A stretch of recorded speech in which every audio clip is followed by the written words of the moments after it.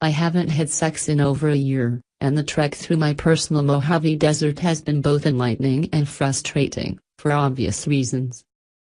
Why the self-induced dry spell?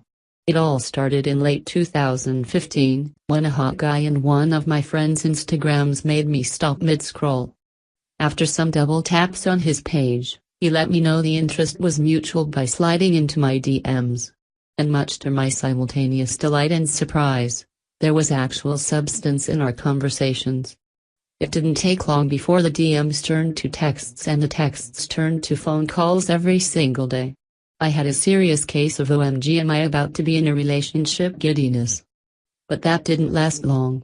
Amid entering we are but we aren't territory, I learned that he had just gotten out of a long-term relationship and wasn't looking for anything serious. Instead of making peace with it and letting it go, I acted like I was fine with his disclaimer because chemistry between us was too strong to ignore, and, let's be real, I was in denial. Clearly, things were a pretty healthy start. I kept trying to tell myself that I was cool with having sex with a guy who didn't want to be my boyfriend. I was cool with knowing that he was talking to other girls.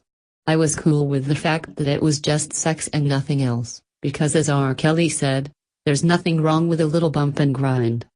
Except none of that was true, and R. Kelly should never be someone you turn to for advice on anything, ever.